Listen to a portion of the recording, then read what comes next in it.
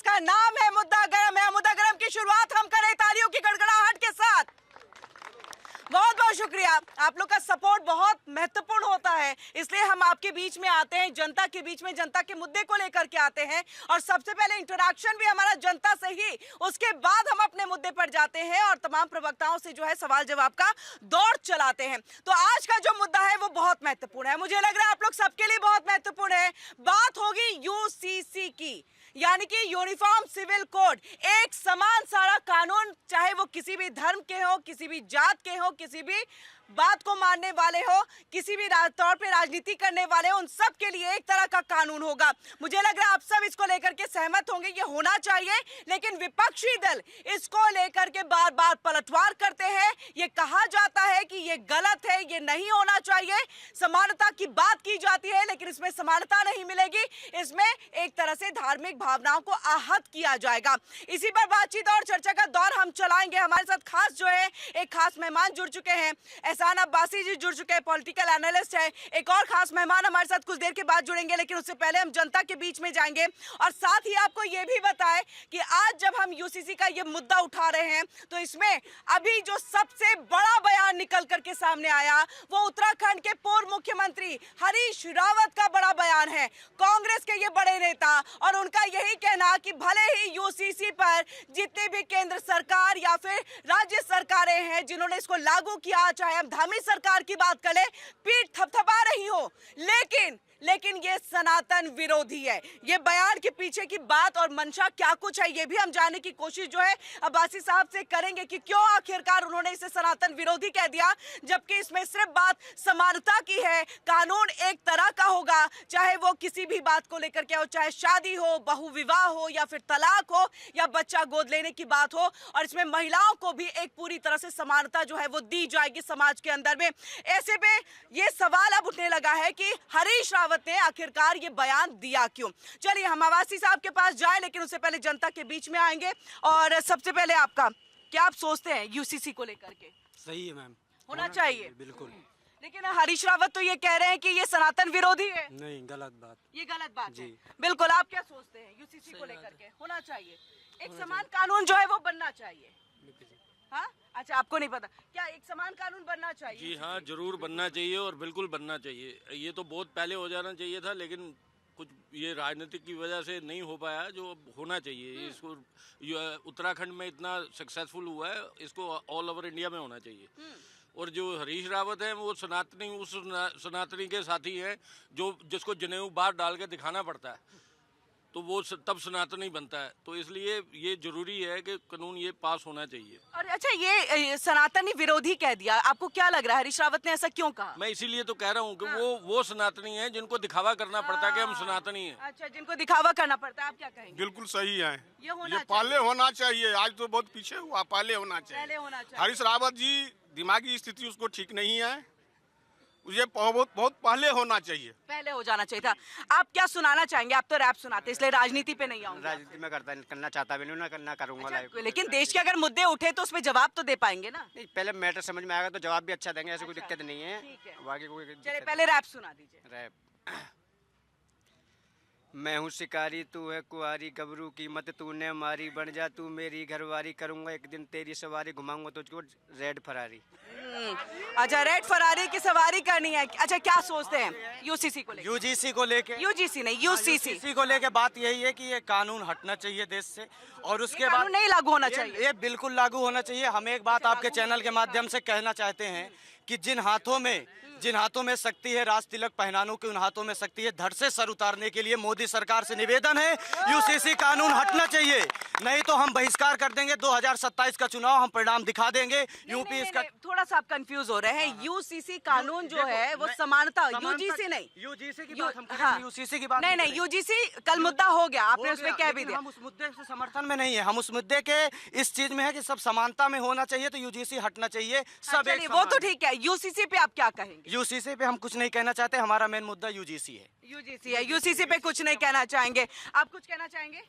बस सबको समान होना चाहिए, बस और यही कहना चाहूंगा। अरे कैमरा देखते के साथ ही आप लोग हट गए, हम नहीं आएंगे। चलिए, हम नहीं आते आपके पास कैमरा लेकर के, लेकिन सामने तो आ जाइए, सामने तो आ जाइए।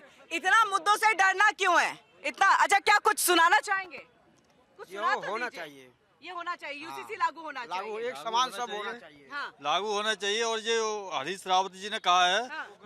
वो एक विशेष समुदाय के अपने पक्ष में करने के कारण ये शब्द उठा रहे हैं। अच्छा, ये अपने पक्ष में करने के कारण, और कहीं ना कहीं सनातन जो कि हिंदुत्व है उसको भुनाने की कोशिश हो रही होगी उनकी। ये सब है। हाँ जी, हाँ जी। नहीं नहीं, आप यूजीसी की बात कर रहे हैं भाई, और यूजीसी आज का टॉपिक ही नहीं है। यूजीसी हमने कल उठा लिया है। हमारे साथ एक और खास मेहमान जो है वो जुड़ चुके हैं, कृष्णकांत जी है, वरिष्ठ पत्रकार है। तालियों की गड़गड़ाहट के साथ इनका भी स्वागत हो जाए। हम कृष्णकांत जी और अब्बासी जी आपके पास आएंगे, लेकिन हम पहले जनता का यहाँ पर रुक करें। कुछ सुनाएंगे? हम बाकी राजनीति पे तो बात करेंगे, कुछ सुना दीजिए, कोई शेरो शायरी, सटायर कुछ हो। हाँ बहती है ये प्रेम की गंगा बहने दो, क्यों करते हो देश में दंगा रहने दो, लाल हरे रंगों में ना हमको बांटो, छत के ऊपर सिर्फ तिरंगा रहने दो। क्या बात है, क्या बात है। अच्छा, ये आप खाली गुड आफ्टरनून कहते हैं। आइए सुनाइए कुछ। इसको छोड़ दिए, आ जाइए, आपके लिए हम हैं। मैम आपके लिए शुक्रिया अदा करता हूँ, बस इतना बोलूँगा बस। अच्छा, शुक्रिया अदा। चलिए, इंडिया डेली का शुक्रिया अदा इन्होंने किया है। आप लोग में से कोई कुछ, आप आइए सुनाइए। जी, मैं यूजीसी टॉपिक है, इधर सामने आ जाइए। यूजीसी तो देखिए कल हो गया, आपने कह भी दिया था जबरदस्त उस पे। यूसीसी पे बताइए। उसके अलावा अच्छा, क्यों समानता का तो वहां पर भी बात आ रही है ना कि कानून एक बराबर सबके लिए हो, तो फिर उस पे क्यों नहीं आप कहेंगे? ऑपोजिशन, बाकी अदर जो धर्म के लोग हैं वो मना कर रहे हैं नहीं होना चाहिए। बात यहाँ धर्म की है ही नहीं है ना, बात यहाँ पे शिक्षा की है, बात यहाँ पे समान अधिकार की है। तो समान अधिकार जब मिलेगा, अगर आपके पास यूजीसी का टॉपिक हो तो मैं उस पर दो शब्द बोल अच्छा, सकता तो यूजीसी चलिए आप बोल दीजिए, अलावा लेकिन कुछ आज नहीं। यूजीसी नहीं है हमारा। हूँ। जैसे चंद्रशेखर जी ने कहा था कि जिन हाथों ने ताकत दी है रात तिलक करने की, उन्हीं के पास अधिकार है सर उतार लेने की। तो उसी तरीके से जिस तरीके 2019 में जनरल ने हाँ जिस 52% वोट और 2024 में इनको 53% वोट देके सत्ता में बिठाया था, उसी तरीके से आज तो इन्होंने स्टे ला दिया इस पे। अगर ये ना करते या उस पर पुनर्विचार ना करते तो ये सत्ता से बेदखल होते। चलिए चलिए, ठीक है। तो ये वैसे सुप्रीम कोर्ट में मसला है, आपने बता भी दिया, स्टे है यहाँ पर। हम सीधे रुक कर लेते हैं अपने खास मेहमानों का। बहुत बहुत स्वागत है अब्बासी जी आपका भी, और कृष्णकांत जी आपका भी। कृष्णकांत जी, जो हमारा मुद्दा है आज का वो है यूसीसी को लेकर के। अब यूसीसी पर जहाँ एक तरफ धामी सरकार अपनी पीठ थपथपा रही है कि हमने बहुत बेहतर काम किया, हमने जो लोगों से वादा किया था हमने उसको निभाया है यहाँ पर, लेकिन वहीं पूर्व मुख्यमंत्री हरीश रावत कहते हैं कि ये सनातन विरोधी है। इसके लिए जो भी बीजेपी कहे या जो भी सरकार कहे, लेकिन ये किसी के लिए भी सही नहीं है, और सनातनों के लिए तो, और उनके लिए तो बिल्कुल सही नहीं है। देखिए ये राजनीति है पूरी तरह से जी, बिल्कुल। जिस तरह से कि सीएम धामी की बात आप कर रहे हैं, उत्तराखंड में आप देख रहे हो कि काफी आमूलचूल परिवर्तन किए हैं, और एक साल का जो उनका कार्यकाल रहा है, हर मोर्चे पर आपने देखा होगा कि किस तरह से धामी आगे बढ़कर काम कर रहे हैं। सिविल कोड का मतलब है एक समान बात, समानता की बात, यूनिफॉर्मिटी की बात हो रही है।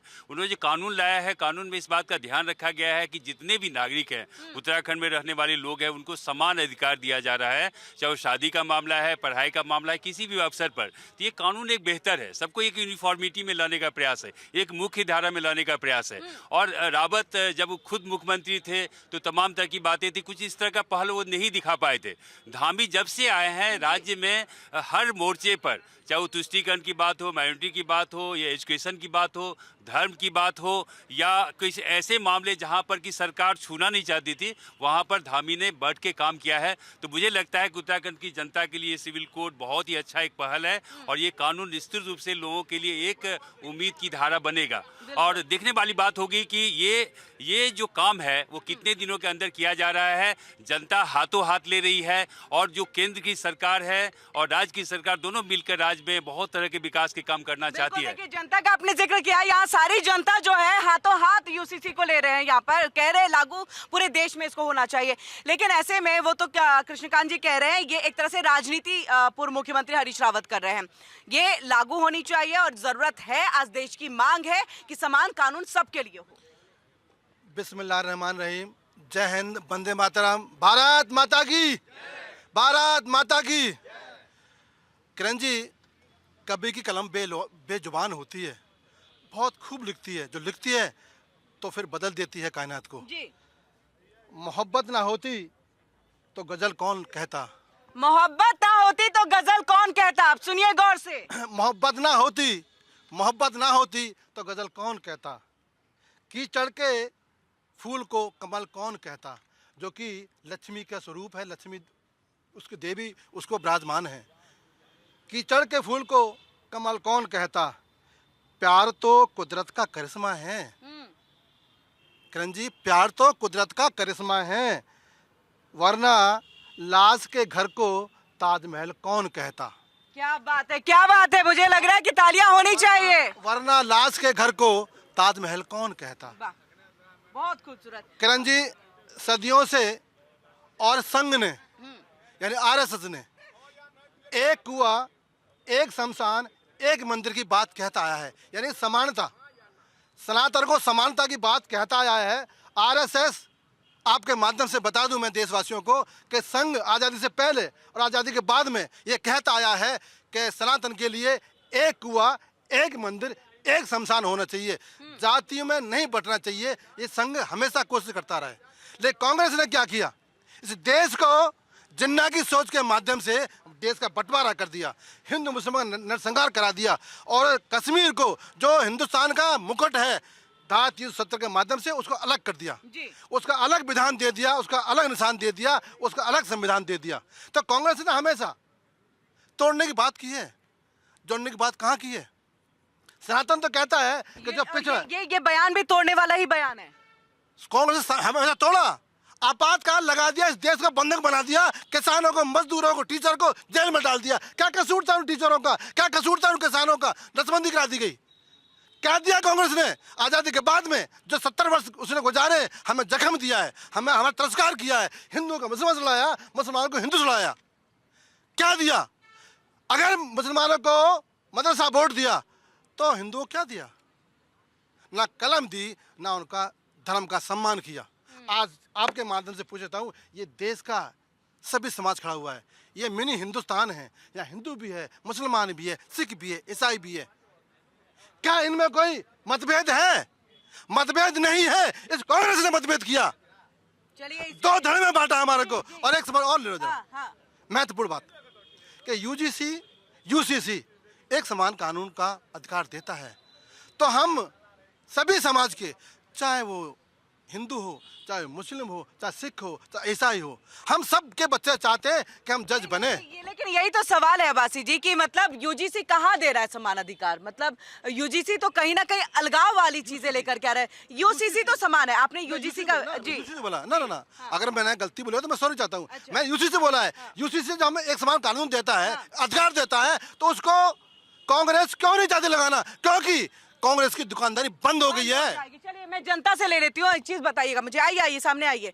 आप तो अक्सर बोलते हैं, फिर क्यों इतना शर्मा रहे? ये मुझे बताइए, अभी आइए सामने, ये मुझे बताइए, क्या हरीश रावत का ये बयान, जो बात अब्बासी जी भी कह रहे हैं कि कांग्रेस ने हमेशा तोड़ने का काम किया है, क्या वाकई इस बार भी हरीश रावत का जो बयान यूसीसी को लेकर के आया कि ये सनातन विरोधी है? मैम बिल्कुल, ये सनातन विरोधी है, इस बात से सहमत हूँ। यूसीसी सनातन विरोधी नहीं है, इस बात से मैं सहमत हूँ। पर मैं इनसे ये सवाल करना चाहूँगा, ये हिंदू मुस्लिम का मुद्दा ही क्यों? आप महंगाई के मुद्दे पे बातचीत क्यों नहीं करते?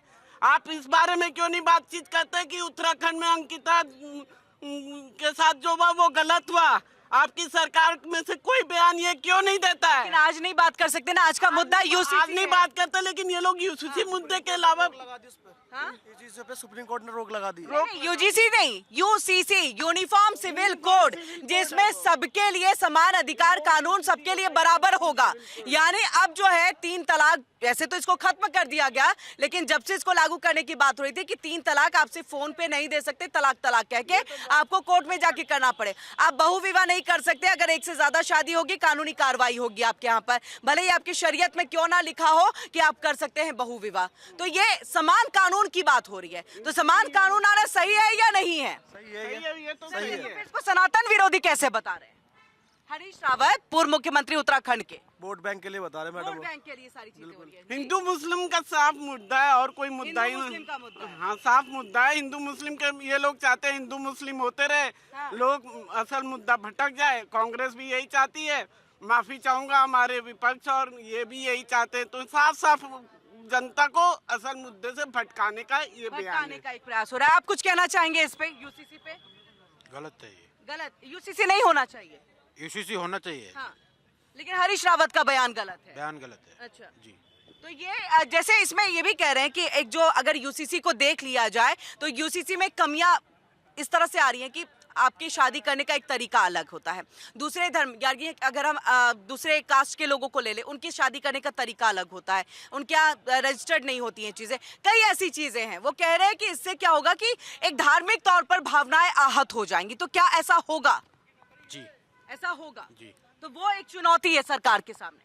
मैं चाहूंगी इसमें कृष्णकांत जी आप बताइएगा, ये एक, क्योंकि अगर हम डिमेरिट्स की भी बात कर ले कि ये कमी रह जाएगी अगर यूसीसी लागू होता है, कि सभी धर्म को कैसे आप एक साथ कहेंगे कि आपको यही कानून मानना है? फिर तो वो बात हो जाएगी ना कि हम अलग अलग संप्रदाय के लोग एक छत के नीचे रहते हैं, लेकिन मानना हमको सबको एक जैसी चीज़ है, कि हमारी आइडियोलॉजी, हमारी सोच सब कुछ अलग है। कैसे? ये बहुत बड़ा चैलेंज है। देखिए, पूरे भारतवर्ष की मैं बात कर रहा हूँ किरण जी, कि जिस तरह से कानून बनते हैं, कानून बनने के पहले और कानून बनने के बाद दो विचारधारा डेवलप करती है, दो तरह की सोच होती है। जब भी कोई कानून बनता है, अभी देखिए कल तक क्या चल रहा था, यूजीसी की बात चल रही थी।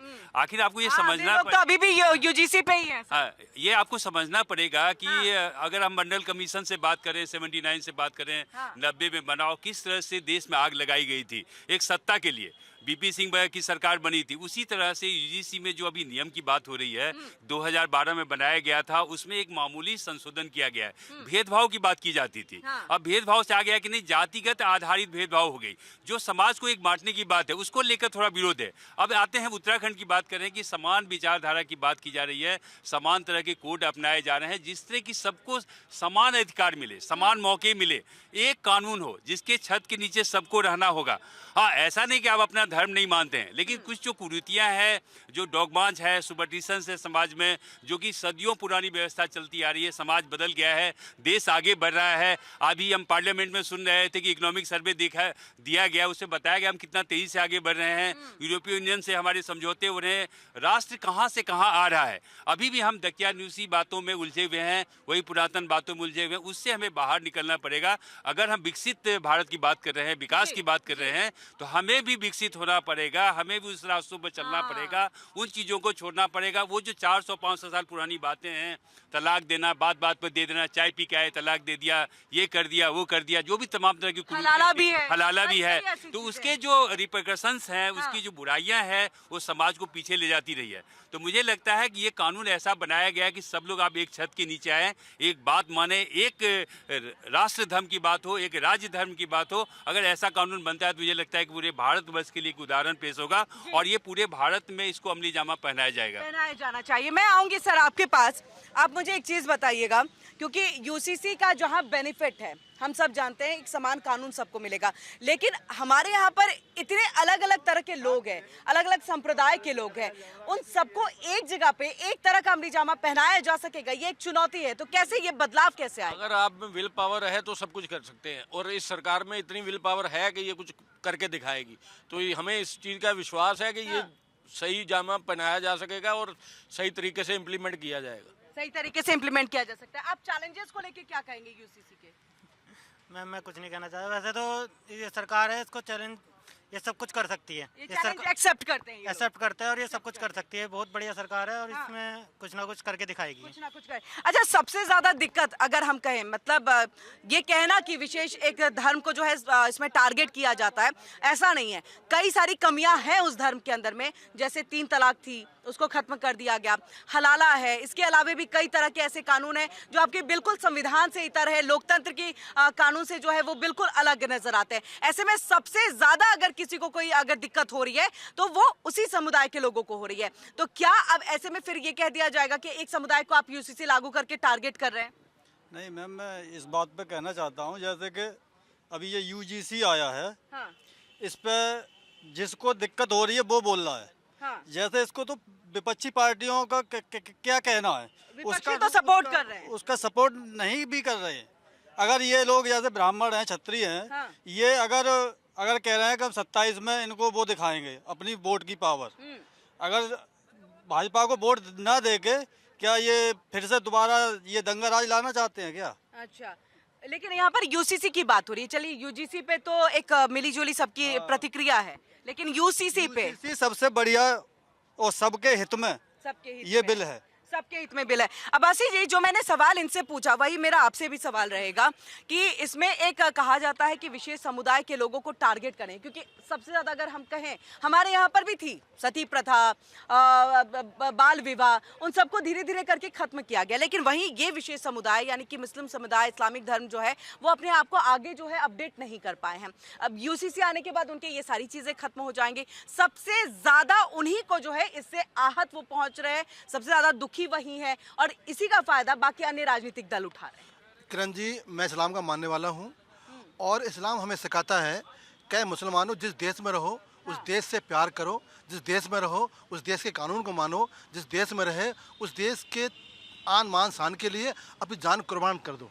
रही बात है कि जो यूसीसी है एक समान कानून है, वो किसी धर्म के आड़े नहीं आता और नहीं आएगा, नहीं आने वाला है। अब रही बात है कि अभी आपने जिक्र किया कि शादी की बात है, सरकार चाहती है कि मुस्लिम समाज की शादियां हों तो रजिस्टर्ड होनी चाहिए, जिससे कि अगर कोई मतभेद हो दो परिवारों में या मियाँ बीवी में तो न्यायालय में जाकर अपनी अर्जी लगाए।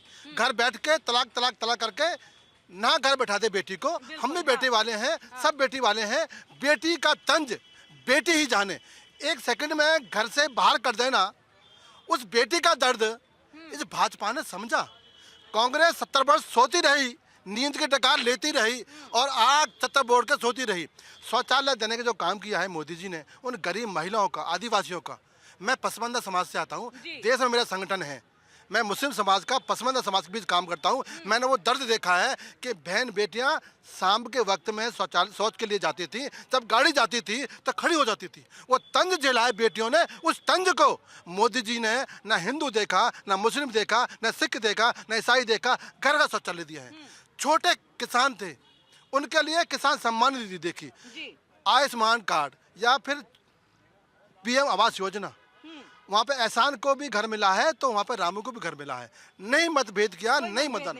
तो ये सरकार एक समान चाहती है कि देश का नागरिक और खासकर मुसलमान पढ़ लिख कर जज भी बने, आईपीएस भी बने, आईएएस भी बने और एक समान धारा में आगे बढ़े। कुछ कट्टरपंथी लोग हैं जो राजनीति करना चाहते हैं, जो उनके सर पर टोपी भी है और दाढ़ी भी है, लेकिन उनके अंदर जो भेड़िया बैठा हुआ है वो राजनीतिक भेड़िया है। वो हमारे समाज को बरगलाते हैं, बहकाते हैं। तो कहीं ना कहीं वो एक समाज को चाहते हैं कि इनके हाथ में कलम ना हो, ये शिक्षित ना हो, ये केवल अपने घरों में लोहा पीटते रहें, लकड़ी काटते रहें, बाल काटते रहें, कपड़ा धोते रहें, ये समाज आगे ना निकले। और यही मोदी ने सोचा है कि इस समाज को आगे लेकर आना है। एक बात और, इस्लाम भी कहता है कि जो पीछे रह गया है उसको आगे लेकर आए, और सनातन भी कहता है जो पीछे रह गया उसको आगे लेकर आए। इस्लाम ये कहता है तो फिर वो कौन लोग हैं जो इस्लाम को आगे बढ़ने नहीं दे रहे हैं? क्योंकि 3 तलाक पर भी देखिए कृष्णकांत जी, मैं आपको भी कहा, आप भी जैसे हामी भर रहे हैं इस बात को लेके, 3 तलाक पर भी उनकी नाराजगी दिखी थी। हलाला पे भी अगर बात हो जाए तो नाराजगी दिखने लगती है। मतलब ये कौन लोग हैं फिर जो इस्लाम को पीछे ही रखना चाहते हैं? किरण जी, अभी आने वाला महीना है, ईद का आने वाला महीना है। पूरे देश का नहीं, दुनिया का मुसलमान फितरा मतलब अपनी कमाई में से पैसे गरीबों को देता है। ये खूबसूरती इस्लाम की खूबसूरती है कि जो गरीब लोग हैं उनकी मदद करो, उनका त्योहार मनाओ। ऐसे ही सनातन कहता है जो पीछे रह गए हो उनको आगे लेके आओ। तो ये दो जो धर्म है, एक इस्लाम है और एक सनातन है, दोनों की एक ही धारा है। लेकिन हमारे बीच में कुछ ऐसे बिचौलिए आ गए हैं जो हिंदुओं को भड़काते हैं और मुसलमानों को भड़काते हैं। आज देश की सरकार चाहती है कि जो देश का मुसलमान है, जो यतीम है, जो विधवा है, जो बेवा है, उसको हक मिले।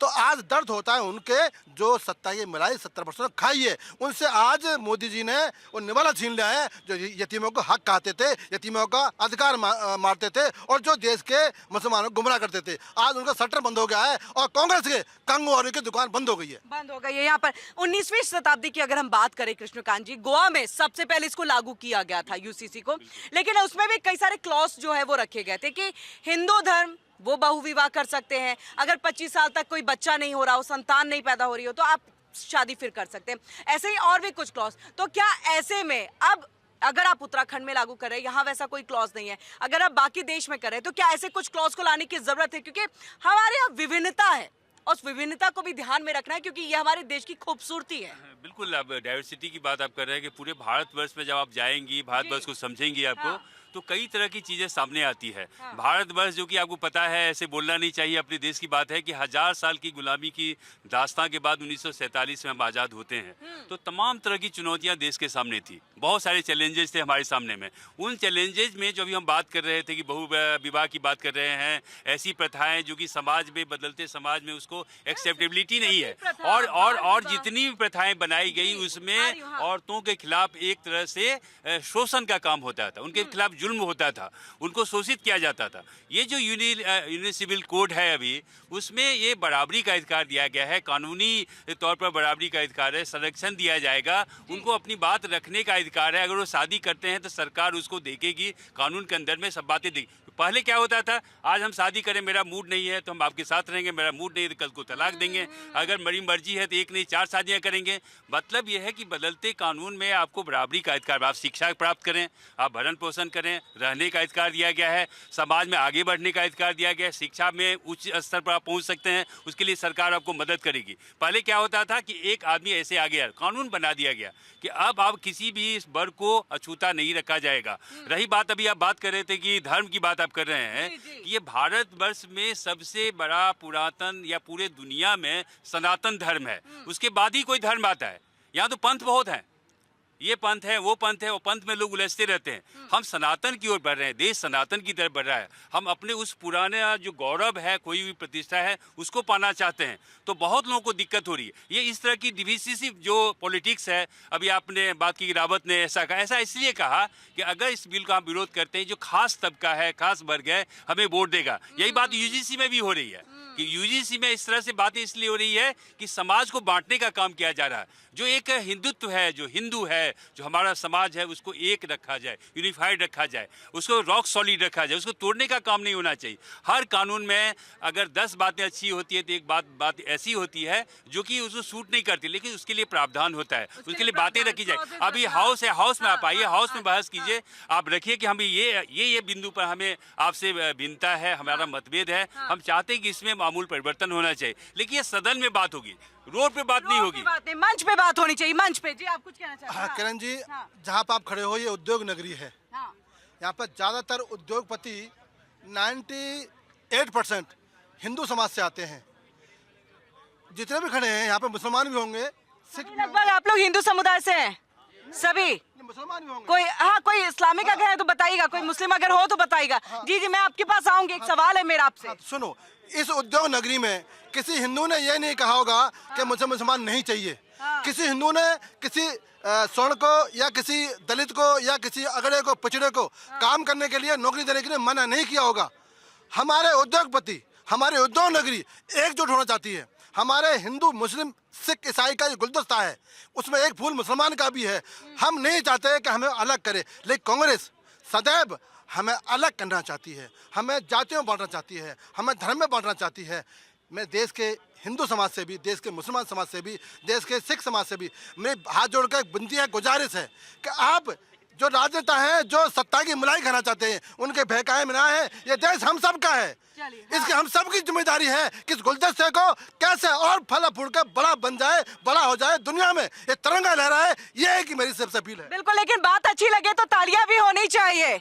कहाँ गए? आइए, क्या नाम है आपका? मोहम्मद एहसान जी। आइए, सीधे तो हो जाइए मोहम्मद एहसान जी, सीधे हो जाइए मोहम्मद एहसान जी। एक चीज बताइए, अगर कुछ चीजें, क्योंकि सब लोग जो है इस्लाम धर्म पे, मुस्लिमों के साथ एक वोट बैंक के लिए राजनीति करते हैं, यूसीसी लागू होना चाहिए या नहीं होना चाहिए आपके हिसाब से? जब यूसीसी का मतलब ही नहीं मुझे पता। अच्छा, यूसीसी का मतलब है कि एक समान कानून होगा। आपके यहाँ जो 3 तलाक होता था उसको तो पहले ही सरकार ने हटा दिया, वो नहीं, हलाला नहीं, शादी करनी है तो आपके लिए कानून एक बराबर होगा। जो हिंदू समुदाय के लिए होगा वही मुस्लिम समुदाय के लिए भी होगा। पढ़ाई के लिए शिक्षा का जो अधिकार है वही हिंदू समुदाय के लिए होगा, वही मुस्लिम, यानी एक समान कानून के तहत जो है आप, हम सब, सिख, ईसाई सब रहेंगे। तो होना चाहिए। तो फिर हरीश रावत कहते हैं कि ऐसा नहीं होना चाहिए, ये गलत है और धार्मिक भावनाओं को आहत पहुंचाएगा। नहीं, ऐसा कुछ नहीं है। आम लोगों को मुझे लग रहा है इससे कोई ज्यादा उतना फर्क पड़ता नहीं है। जी आप कुछ कहना चाह रहे हैं? जी आप यूसीसी को लेकर के? खत्म होना चाहिए बिल्कुल। नहीं, यूसीसी, यूजीसी नहीं, दोनों बहुत मिलते जुले। यूसीसी यूनिफॉर्म सिविल कोड, एक समान कानून सबके लिए, वो तो होना चाहिए सबके साथ, वो सबके लिए कानून तो सबके लिए एक ही होना चाहिए, कोई सा भी हो, कोई भी हो, हाँ। चाहे यूजीसी हो चाहे यूसीसी हो, सारे कानून एक से होने चाहिए, बात खत्म। बात खत्म। तो इसमें हरीश रावत ये क्यों कह रहे हैं कि सनातन विरोधी है? मुझे आप तिलक देख के लग रहा है सनातनी है जी। तो ये बताइए, यूसीसी अगर लागू हो जाए, क्योंकि हमारे भी समाज में अलग अलग तरह से शादियां होती है, ब्राह्मणों में अलग होती है, राजपूत में अलग तरह की शादी, अन्य समुदाय को देख ले अलग तरह की शादी होती है, अन्य जाति में अलग तरह की शादी होती है, या फिर बच्चे गोद लेने की प्रक्रिया अलग होती है। इन सब के लिए अब कानूनी तौर पर एक चीज होगा, मान्य है आप? बिल्कुल मान्य है, क्योंकि हम सब पूरा हिंदुस्तान एक परिवार है। जैसे परिवार में पिताजी का एक नियम लागू होता है, सारे बच्चों पे वो नियम लागू होता है, इसी तरह हिंदुस्तान में भी अगर एक नियम है तो सभी के ऊपर लागू होना चाहिए। उसमें ना कोई जाति, ना कोई प्रथा, ना कोई ऊंच और ना नीच, सभी के लिए एक समान कानून होना चाहिए। सभी के लिए एक समान कानून, यानी कि जो बहु विवाह वगैरह है वो सब चीजें वैसे तो हिंदू समुदाय में बंद ही है। आप आइए, आगे आइए। हिंदू समुदाय में वैसे तो बंद है बहु विवाह, लेकिन एक से ज्यादा अगर आप शादी करना चाहें तो इसके लिए एक लॉ रहेगा, कानून, उसके तहत ही आप कर पाएंगे। यूनिफॉर्म सिविल कोड लागू होनी चाहिए। ये आपको जानकारी जी है ना। कुछ चीजें ऐसी हैं जिनमें ये लागू होनी चाहिए, जैसे आपने कहा बहु विवाह, तो ये लागू होनी चाहिए कि एक होनी चाहिए कि मैंने कितने शादियां करे, क्यों करे ना। कोई तो ऐसा ना हो ना कि कोई 4 शादियां करके 25 बच्चे पैदा कर दे, तो देश के लिए खतरा है ना जी।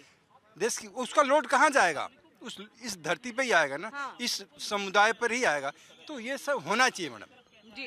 इसमें महिलाओं को भी जो है एक सशक्तिकरण की जो बात सरकार कहती है कृष्णकांत जी, ये यूसीसी के जरिए महिलाओं को भी काफी ज्यादा जो एक ताकत, एक स्ट्रॉन्ग, एक सशक्तिकरण उनका जो है वो होगा। बिल्कुल किरण जी, आपकी बात से मैं पूरी तरह से सहमत हूँ कि ये कानून में लाने का सबसे बड़ा उद्देश्य ये था कि महिलाओं के साथ जो भेदभाव हो रहा था, उत्पीड़न हो रहा था, अत्याचार हो रहा था, महिलाओं को एक तरह से ऐसे वर्ग में रखा गया था कि किसी न किसी रूप में उसको शोषित करें। आपके पास वापस लौटू, एक महिला हमारे साथ, 1 मिनट इधर आइएगा। यूसीसी में महिलाओं को एक ताकत मिलेगी, क्योंकि अगर आपके लिए, अगर आपको वो समाज में, आपके परिवार में आपको तवज्जो नहीं मिल रही है, आप कानूनी तौर पर स्ट्रांग हो जाएंगे। कई जगह नहीं मिलते, आप कानूनी तौर पर स्ट्रांग हो जाएंगे, तो यूसीसी लागू होना चाहिए। आप इसके लिए मुझे लग रहा है एग्री करेंगी? हाँ, एग्री करूंगी। एग्री करेंगी हाँ, यूसीसी के ऊपर में, yes. क्योंकि हम देखते हैं कई समुदाय में ऐसा होता है कि महिलाओं को बिल्कुल नीचे तबके के और आज भी रखा जाता है। रूरल अगर हम जाए, हम तो अर्बन में है तो हम अपने आप को बहुत ये कह रहे हैं कि हम तो भाई बहुत मॉडर्न है और स्ट्रांग हो गए, लेकिन बाकी जगह तो नहीं है। नहीं है, उसके लिए करना उनके चाहिए, लिए जरूरी है, बिल्कुल। उनके लिए जरूरी है। शुक्रिया आपका जी, आप कंटिन्यू करिएगा सर। इसमें कई बातें हैं किरण जी, हम फिर लौट के आए हैं कि महिलाओं की बात आप कर रहे हैं। ये बात है कि बदलते परिदृश्य में महिलाओं के प्रति जो लोगों का एक देखने का नजरिया है, दृष्टिकोण है, उसमें काफी बदलाव आया है। और भारतीय समाज में नारी की पूजा हमेशा होती रही है। कहा भी गया कि यत्र नार्यस्ति पूजन्ते रमन्ते तत्र देवता। तो नारी की जहाँ पूजा है वहाँ तो सब कुछ है। तो आपको देखो, जो मातृशक्ति है, जो वुमेन पावर है, वो एक माँ के स्वरूप में होती है। वो माँ जो कि बच्चे को जन्म देती है और बच्चे को सारे संस्कार देती है, जो कि समाज का भी निर्माण करती है और बाद में फिर देश का भी निर्माण करती है। तो कोई भी कानून आप देखेंगे भारतवर्ष में, जो ये जकड़ा हुआ कानून रहा है, उन कानून में महिलाओं के प्रति हमेशा शोषण रहा है। चाहे आप मुगल काल देख लें या ब्रिटिश साम्राज्य देख लें, हर वर्ग में देखेंगे, या पुर्तगाली शासन आए या फ्रांसीसी आए, जो भी आए, सबने भारत में महिलाओं के खिलाफ जुर्म करते गए। और अभी भी हो रहा है, ऐसा नहीं कि नहीं हो रहा है। कि वर्तमान समाज में भी देखें कि सबसे ज्यादा शोषित महिलाएं हैं। उनके तमाम मोर्चे पर, घर की बात हो, बाहर की बात हो, संस्थान की बात हो, पढ़ाई की बात हो, हर जगह उनको झेलना पड़ता है, 2-4 होना पड़ता है। मुझे लगता है कि महिलाओं के लिए ये कानून में काफ़ी गुंजाइश है, काफ़ी उनको बराबरी का अधिकार दिया गया। मुझे लगता है महिलाएं खुश हैं, वहाँ की उत्तराखंड की महिलाएं। और मुझे लगता है कि ऐसे कानून आने चाहिए। और भारत में आपने देखा कि जब से मोदी की सरकार आई है, पावर में आई है, ऐसे ऐसे कानून को ख़त्म किया गया जो कभी आप सोच भी नहीं सकते कि बाद में इस कानून को डिमोलिश किया जा सकता था। और आज देखिए कितना बदलाव हुआ है, उससे कितने अधिकार। आज जम्मू कश्मीर की बात कर लिए, वहाँ देखिए लोग कितने खुश हैं, वहाँ पर विकास का काम हो रहा है। तो देश को आगे बढ़ाने की बात होनी चाहिए। हमें देखिए अंतर्राष्ट्रीय से इतनी धमकियाँ मिल रही है, इतनी तरह के मिल रहे हैं, तो अगर हम एकजुटता के साथ चीज़ों को नहीं करेंगे, हम अभी भी उसी जाति में, वर्ग में, धर्म में, संप्रदाय में और छोटी छोटी बातों में बढ़ते रहेंगे तो हम आगे नहीं बढ़ पाएंगे। तो मुझे लगता है कि इन चीज़ों को, ये जो रूपी एक बीमारी है, उसको खत्म करना होगा, हमको आगे आना पड़ेगा। बिल्कुल अब्बासी जी, जो बात कृष्णकांत जी ने कही है कि इससे जो हम जाति में बटे हुए हैं, जो हम अलग अलग संप्रदायों में बटे हैं, हमारी धार्मिक चीजें, वो सब भी कहीं ना कहीं एक जगह आ जाएगी, एक गुच्छे की तरह। जो आप जिक्र भी कर रहे थे कि भारत एक गुलदस्ता है जिसमें विभिन्न तरह के फूल हैं, तो समझिए कि हम उसी में आकर के एक सिमट जाएंगे यूसीसी के जरिए। बिल्कुल ठीक कहा है, इस्लाम भी यही कहता है। अभी नारी की बात हो रही थी तो मेरे नबी, प्यारे लाडले नबी हुजूर सल्लल्लाहु अलैहि वसल्लम ने कहा था कि मैं नमाज पढ़ता और मेरी माँ मुझे आवाज़ दे देती तो नमाज छोड़ देता, और माँ के पैरों में जन्नत बताई गई है, ये कहा है मेरे नबी ने। तो बहुत महत्व दिया है नारी को, माँ के पैरों में जन्नत है, और मैं जब नमाज पढ़ूंगा और माँ मुझे आवाज़ देगी तो नमाज छोड़ दूंगा। तो इतना बड़ा रुतबा मर्तबा दिया हुआ है। और अभी जो बात है कि हम एक हों, हमें एक होने का आदेश दिया है इस्लाम ने। ये कहता है इस्लाम, क्या वो फ़िरके में बटोगे तो मुसलमान नहीं हो, जातियों में बटोगे तो मुसलमान नहीं हो, आप दूसरे को कत्ल करोगे मुसलमान नहीं हो। हमें इस्लाम ने सिखाया है कि हम एक रहें, और सनातन भी ये कहता है कि एक रहें, और हिंदुस्तान भी कहता है कि हम एक रहें। लेकिन फिर भी हमारे कथाकथित इन राजनीतिक पंडितों ने हमें अलग बांटा, हमारे मौलवियों ने अलग बांटा, जातियों में, धर्म में, अगड़ों में, पिछड़ों में, असराब में, अजलाब में, सब में बांट कर सत्ता में हासिल कर सत्ता की मलाई खाते रहे। और मेरा समाज रोड पर रुड़ता रहा, ठेली पर सब्जी, अंडे, फल बेच कर गुजारा करता रहा। नहीं सोच की आज सरकार आई है, विश्वकर्मा की योजना के माध्यम से ऐसी योजनाएं दी हैं, ऐसे कानून लेकर आई हैं, MSME के माध्यम से छोटे लगे मजदूरों को आगे बल दिया है।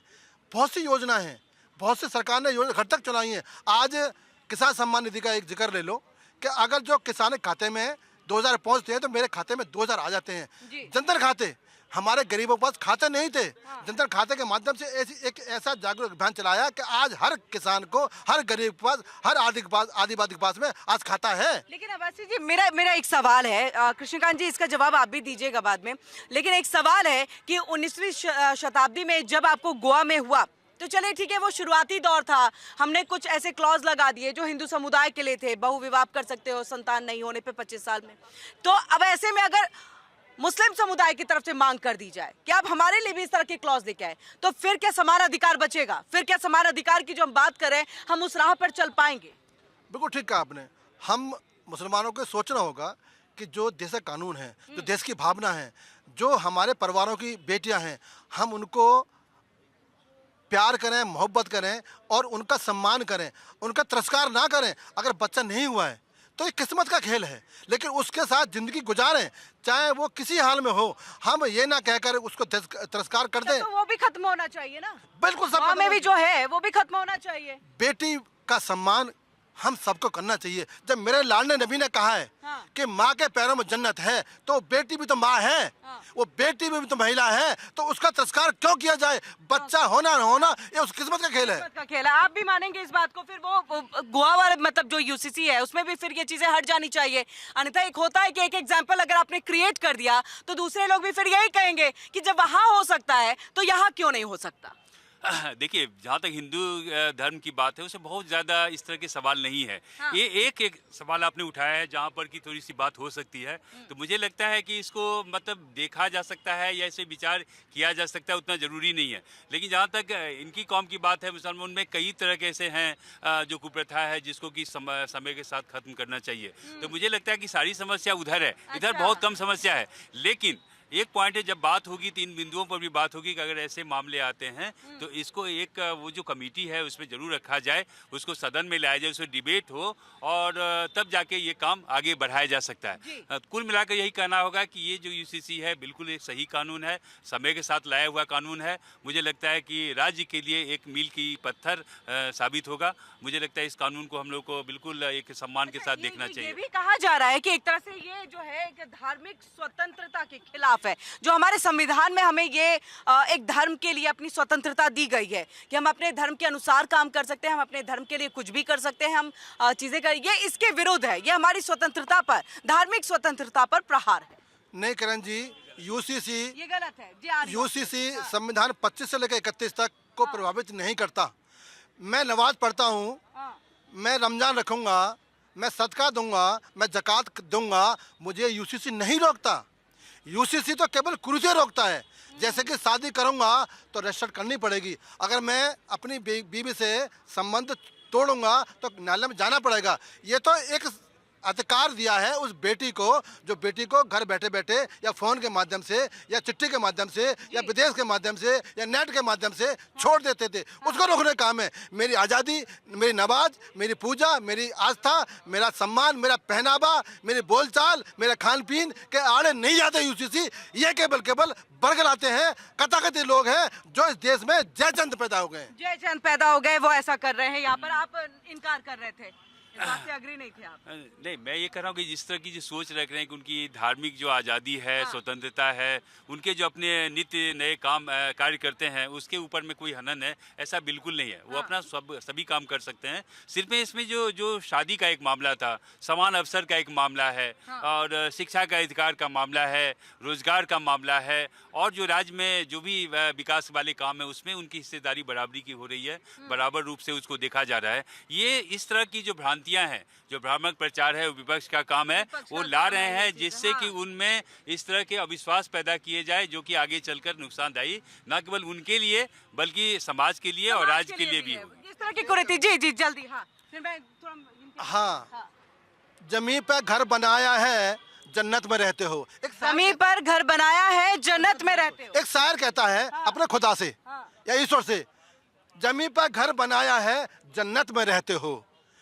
हम बहुत खुशनसीब हैं कि हम भारत में रहते हैं, यानी स्वर्ग से जोड़ दिया भारत को। यही महानता है मेरे मुसलमान की, यही महानता है मेरी। मैं बहुत खुशनसीब हूँ, मैं बहुत खुशनसीब हूँ कि मैं भारत में रहता हूँ। मैं बहुत खुशनसीब हूँ कि मेरा दोस्त हिंदू है। मैं बहुत खुशनसीब हूँ कि मेरा पड़ोसी हिंदू है। इससे अच्छा दुनिया में देश मेरे लिए हो ही नहीं सकता। जिसका रखवाला हिंदू हो उसको कोई भी आँच नहीं आ सकती। वाह, क्या बात है। मैं आपसे चाहूंगी यूसीसी को लेकर के थोड़ा सा, जो यूनिफॉर्म सिविल कोड है, आइए प्लीज आइए। आप लोग यूसीसी को लेकर, समान नागरिकता के लिए जो कानून है उसकी बात हो रही है, आइए। तो ऐसे में हरीश रावत ये कह रहे हैं कि ये सनातन विरोधी, क्या धर्म को प्रभावित करेगा ये यूसीसी, यूनिफॉर्म सिविल कोड, सभी नागरिकों के लिए एक समान कानून? नहीं, धर्म को कोई क्यों कुछ भी करेगा, क्योंकि सभी के लिए समान है, तो एक ही सबके लिए एक ही प्रकार होना चाहिए। तो ऐसा तो कुछ चीज़ नहीं होगी, मतलब कानून बना ही इसलिए है। तो अलग अलग नेता है तो अलग अलग उनके ओपिनियन होते हैं, तो अब वो तो लोग बोलते रहते हैं बस, है ना, बोलते रहते हैं। नहीं, लेकिन एक तो जो धरातल पर सच्चाई है, अगर देख लीजिए, आपके यहाँ पर शादी किसी और रीति रिवाज के साथ है, अन्य के यहाँ रीति रिवाज अलग होते हैं। हमें हिंदू ही समुदाय में देख लीजिए, अलग अलग समुदाय, अलग अलग जाति के लोग अलग अलग तरह से शादी करते हैं। सेम ऐसा ही मुस्लिम समुदाय में भी होता है। अब इन सब के लिए अगर एक बराबर की चीजें आ जाए तो क्या ये एक चैलेंज होगा गवर्नमेंट के लिए, इसको एप्लीकेबल करना, इसको इम्प्लीमेंट कराना, या फिर ऐसा लग रहा है कि नहीं ये बहुत आराम से होगा, बस हमारी सोच बदलने की जरूरत है? आराम से तो नहीं हो पाएगा, क्योंकि कोई नई चीज़ है, नई चीज़ के लिए सभी विरोध करते हैं, और अलग अलग मतलब जो भी जाति के लोग हैं तो वो उसको एक तो अडॉप्ट नहीं करेंगे शुरू में, तो वो विरोध तो करेंगे। और जो चल रहा है वो तो सही है, उसमें कोई दिक्कत की बात नहीं है। जो जैसा कर रहा है, कोई मतलब गलत तो कोई कर नहीं रहा है, सब लीगली कर रहा है, तो उसमें कोई दिक्कत है ही नहीं है कानून बनाने की। बस सोच को चेंज करने की जरूरत है, बस जो चल रहा है वो सही है, लेकिन कोई गलत ना करे, जो भी है कि, है ना, कोई गलत ना, कुरीति को यहाँ पर खत्म किया जाए। नहीं, ऐसे में कृष्णकांत जी मुझे एक चीज बताइएगा, जो ये कह रहे कि लाइक अगर हम ट्राइबल्स की बात कर ले, सबसे ज्यादा दिक्कत वहीं आ सकती है, ट्राइबल्स में आ सकती है, क्योंकि उनकी बहुत अलग है, तो हर चीज के लिए उनके नियम अलग है, हर चीज के लिए उनके जो कायदे कानून है वो बिल्कुल अलग है।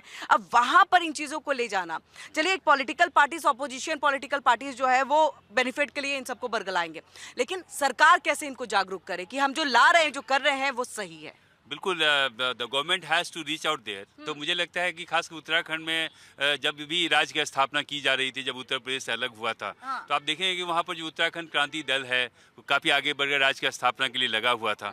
तो मुझे लगता है कि बहुत ज़्यादा टफनेस नहीं है, लेकिन लोगों के बीच में जाना पड़ेगा। सुदूर खासकर जो ऊंचाई वाले इलाके हैं या बिल्कुल तराई वाले इलाके हैं, वहाँ पर सरकार को पहुँचना होगा। इसमें दो तीन बातों पर जो हम लोगों ने अभी बहस नहीं की, वो बात ये है जैसे कि जो एक लिविंग रिलेशन की बात होती थी, उसको पंजीकृत कर दिया गया है। अब उसमें यह है कि आप पंजीकरण कर सकते हैं, एक कानून के दायरे में है कि आप पंजीकृत हैं। दूसरी बात होती है गोद लेने का भी एक मामला था, उसको लेकर इसमें बराबरी का एक अधिकार दिया गया। तीसरी बात आ रही कि जो बराबरी की बात हो रही थी, जैसे कि बेटी संपत्ति में अधिकार की बात थी उत्तराखंड में, इस बात का प्रावधान किया गया है बेटी का भी उतना ही अधिकार होगा जितना कि हमारा अधिकार है। तो ये 3 बड़े कानून हैं। चौथी बात है कि एक समानता की बात, यूनिफॉर्मिटी की बात हो रही थी, तो सरकार ने इस कानून के तहत लाया है जिसमें कि सबों को एक बराबर अधिकार मिले। और वो जो कुरीतियाँ थी, मैं फिर उसी पे आता हूँ, जो कुरीतियाँ थी समाज में, ऐसी प्रथाएं थी जो कि हमें कमजोर बना रही थी और प्रासंगिक नहीं रह गई थी, उन कुरीतियों को खत्म करने का प्रयास किया गया है। और समाज चूंकि बदल रहा है, देश बदल रहा है, दुनिया बदल रही है, तो हमको आपको इसके साथ ही चलना पड़ेगा। एक रिलेवेंस होना चाहिए समाज को कि आप अभी भी दकियानुसी में ना जिए। देश और वो भारत नहीं है, दुनिया की तीसरी महाशक्ति बनता जा रहा है आर्थिक तौर पर भी। और बहुत जल्द ये भविष्यवाणी की जा रही है यूरोपियन यूनियन के जो हमारा डील हुआ है कि भारत एक तीसरी बड़ी एक ताकत बनने जा रही है दुनिया के अंदर है, भारत की बात को सब सुनता है। तो हमें ये जो इस तरह की बातें हैं, समाज को जो जकड़े हुआ है, जो कमजोर कर रहा है, उससे आगे आना पड़ेगा। एक बात और है कि समाज में केवल कानून बना लेने से ही बात नहीं बन जाएगी, बल्कि कानून को उतारना पड़ेगा, उनके प्रावधानों को लोगों तक लाना होगा और उसको लेकर लोगों को जागरूक भी, अवेयरनेस भी करना पड़ेगा कि ये यूसीसी कानून ये है, घबराने की आवश्यकता नहीं है, इस कानून में आपके लिए ये है। अगर इस बात में सरकार सफल रहती है तो मुझे लगता है कि बहुत बड़ी बात नहीं है यहाँ पर। जी अब किरण जी, कांग्रेस तो इसका विरोध कर रही है, लेकिन कुछ मुट्ठी भर लोग हैं जो हमारे मुसलमान समाज के लोग हैं, वो विरोध कर रहे हैं। लेकिन उनको ये नहीं पता कि वो इस्लाम में तो बड़ा स्पष्ट है। जब हम यतीमों की बात करते हैं, यतीमों के अधिकार की बात करते हैं कि हम जब ईद पर यतीमों के लिए सदका देते हैं तो उनके अधिकार की बात होगी। बेटे के अधिकार की बात भी इस्लाम में है। मेरे नबी ने कहा है कि बेटे को हक ना मारा जाए, दिया जाए उनका। ये इस्लाम कहता है, हदीसों में जिक्र है। भाई का अधिकार ना मारा जाए, उसका भी हिस्सा दिया जाए, बाप का भी अधिकार ना छीना जाए। तो जब सब अधिकारों की बात इस्लाम कहता है तो ये तो यूसीसी कहता है, तो फिर आप यूसीसी का विरोध क्यों कर रहे हो? तो ये राजनीतिक अखाड़ा है, ये अखाड़ा बन गया है, एक मुद्दा बन गया। जी, इस्लाम बिल्कुल स्पष्ट करता है यतीमों का हक, बेटे को हक, भाई का हक, माँ का हक, भाई का हक, यही तो यूसीसी कहता है। इसीलिए कांग्रेस को समझ नहीं आ रही, और जो हमारे कठपुतली मुसलमान हैं, जो कि कांग्रेस के पिट्ठू हैं, वो उसमें फंसकर गुमराह कर रहे हैं समाज को। कठपुतली बन गए हैं वो यहाँ पर। और मैं आपसे, आप कल बहुत यूजीसी पे बोल रहे थे, आज यूसीसी पे बताइए। एक बहुत अच्छी पॉइंट को यहाँ पर उठाया कि लिविंग रिलेशनशिप में रहने वाले लोग जो भी हैं, उनका भी अब पंजीकरण जो है वो किया जाएगा, यानी पता होगा कौन कहाँ किसके साथ रह रहा है। तो ये सही होगा, यूसीसी के तहत चीजें हो रही हैं। तो लिविंग रिलेशनशिप, जब आप एक साथ रहते हो बिना शादी के, तो क्या कोई वहाँ पे सर्टिफिकेट या कैमरा लगा के रखा है कि वो किस दायरे में रह रहे हैं, कोई देखता है इसको? लिविंग रिलेशनशिप पे आप लोग में से आप कुछ कहना चाहेंगे कि उसको भी रजिस्टर जो है वो कराया जाएगा इसी यूसीसी के तहत, सही होगा फिर? हाँ, रजिस्टर्ड तो होना चाहिए क्योंकि कौन किसके साथ रह रहा है, कहाँ कितने समय तक रह रहा है, ये सबको मालूम होना चाहिए। आस पड़ोसी और घर परिवार के लोगों के सामने, और रजिस्टर होगा तो सबके सामने उजागर होगा। और रजिस्टर के बाद पता चला कि कौन किसको मारकर बक्से के अंदर बंद करके चला गया। मेन चीज तो ये है, सबसे चीज तो ये है कि कौन किसको बक्से में मारकर चला गया और जाके समाज में फिर स्वतंत्र रह रहा है। तो अगर रजिस्टर होगा तो पकड़ा भी तो जाएगा वो कौन किसके साथ रह रहा था।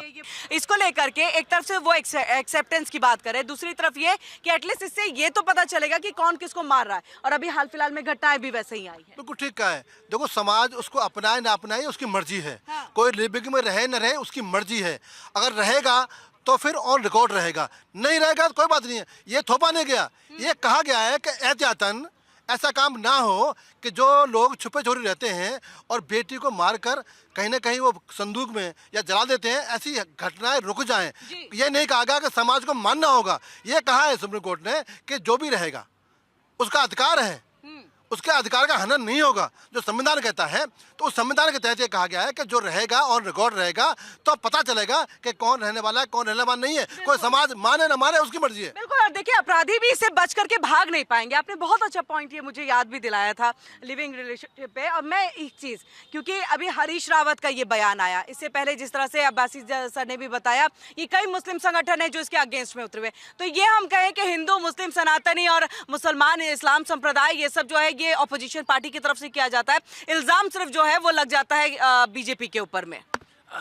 देखिए, इस तरह की बात जो है समाज में, वेस्टर्न कंट्रीज में बहुत सारी चीज़ें हैं, बहुत आगे हैं वो, लेकिन भारतवर्ष में भी एक तबका ऐसा है कि स्वच्छंदता चाहता है, एक दायरे में रहना चाहता है, वो भी प्यार करता है, वो भी मोहब्बत करता है, वो भी एक लोनलीनेस चाहता है। तो समाज में चूंकि हमारा समाज इस तरह से जकड़ा हुआ है कि उस चीज़ को एक्सेप्ट नहीं कर पाता, हमारा समाज नहीं, हम नहीं कर पा रहे, आप नहीं कर पा रहे हैं, तो कानून के तहत एक व्यवस्था बनाई गई कि आप इसके तहत उसमें भी उसको देखना होगा। तो एक बंधु ने सही कहा, अभी जो दर्शक में थे उन्होंने सही कहा कि उस कानून को इम्प्लीमेंट करने के लिए देखना पड़ेगा कि सही में ये कानून को लागू किया जा रहा है, नहीं उसके जो कानून है, जो सब रूल्स बनाए गए हैं उसको पालन किया जा रहा है। लेकिन कई बार ऐसा है कि आपको कुछ चीज़ों को एक्सेप्ट करना पड़ता है। जैसे हमको एक्सेप्ट कर रहे हैं कि हम आगे बढ़ रहे हैं, ये हमारा एक्सेप्टेंस है, हम वो पुरानी चीज़ों को छोड़ के आगे बढ़ते जा रहे हैं। तो हम इस कानून के तहत ये क्या है कि एक तरह से उनको एक मंच दिया जा रहा है, समाज दिया जा रहा है कि कोई अभी प्रेम एक ईश्वर की सबसे बड़ी कृति है, सबसे बड़ी अनुभूति है। प्रेम है, सब कुछ है, प्रेम है तो समाज चलता है, दुनिया है। तो प्रेम को आप इग्नोर नहीं कर सकते, चाहे शास्त्र ले लें, साहित्य ले लें, पुराण ले लें, जहाँ भी जाएंगे आपको प्रेम को देखना ही हो रहेगा। चाहे आप भारतीय लिटरेचर की बात करें, चाहे आप इंग्लिश लिटरेचर की बात करें, रशियन में जाए, जर्मन में जाए, फ्रेंच में जाए, स्कैंडिनेवियन में जाए, इटालियन में जाए, कहीं भी जाएंगे, या अमेरिकी सभ्यता की बात करें, या आप लैटिन अमेरिकन देशों में जाएं, प्रेम एक सर्वोपरि चीज़ है, उसको इनकार नहीं कर सकते। लेकिन अगर ये कानून लाया गया है तो सरकार ने इस पर काफ़ी मंथन किया है, सरकार ने इस बात का ध्यान रखा है कि आखिर क्यों नहीं एक कानून के दायरे में इनको लाया जाए, जिससे कि समाज में जो एक तरह से है कि एक्सेप्टेंस नहीं हो रही है। और इन्होंने, बंधु ने सही कहा, अभी हमारे मित्र ने कहा कि उसके एवज में कई बार लड़कियों को मार दिया जाता है, लड़कों को मार, ऑनर किलिंग के नाम पर, तो उसको रोका जा सकता है, उसको रोका जा सकता है। तो कानून बनाने के पीछे एक लॉजिक होती है, समाज को एक तरह से ध्येय रखा जाता है, समाज को साधने की बात है, तो मुझे लगता है आगे बढ़ेगा। अब एक आखिरी सवाल है, हरीश रावत का ये बयान क्या 80% हिंदुओं को साधने की कोशिश थी आगे आने वाले चुनाव के लिए? देखिए, ओवरनाइट कोई हिंदू नहीं हो सकता, हिंदुइज्म नहीं अपना सकता, सनातन नहीं बन सकता। हरीश रावत भी हिंदू हैं, चूंकि सरकार से वो चले गए हैं, तो जब भी कोई पार्टी या कोई व्यक्ति सरकार से बाहर आ जाता है तो उनके तमाम प्रयास इस बात के होते हैं कि कैसे सरकार में आया जाए, सत्ता में आया जाए। आप एक सीरीज है उत्तराखंड में, आप जाएंगे तो एक सीरीज है कि जब भी वो सरकार में रहे, उनको मौके दिए गए तो उन्होंने काम नहीं किया। अब ये सरकार काम करे, अलग अलग फ्रंट पे जा रही है। आपने कई ऐसे मामले हैं, इंक्रोचमेंट का मामला था उत्तराखंड में, तो धामी सरकार आगे बढ़कर उस पर काम की। और इस समाचार की सुर्खियां बनी हुई थी कि इससे पहले कोई भी सरकार केवल तुष्टिकरण की नीति अपना रही थी, जिसको धामी ने काम किया। धामी ने यहाँ पर देना चाहिए। जी बिल्कुल, यही सवाल आपसे भी है। किरण जी, कांग्रेस का युवा बिहार को लेके 96 बार हार चुका है, ये कांग्रेस 96 बार हार चुकी है। और रावत जी अब मतलब आप राहुल गांधी पे तंज कस रहे हैं? ऑब्वियस बात है, कांग्रेस का युवा 96 बार चुनाव में हार चुका है, यानी कि परीक्षा में फेल हो चुका है। अब रावत जी प्रपंच करना बंद करो, क्योंकि तुम्हें इस देश के युवा ने, इस देश के सनातनी ने, इस देश की बेटी ने, इस देश के महिला ने, इस देश के मुसलमान ने नकार दिया है। क्योंकि आपने 70 वर्ष तक जो डुगडुगी बजाई थी, वो डुगडुगी का डमरू छीन लिया है उस मोदी जी ने।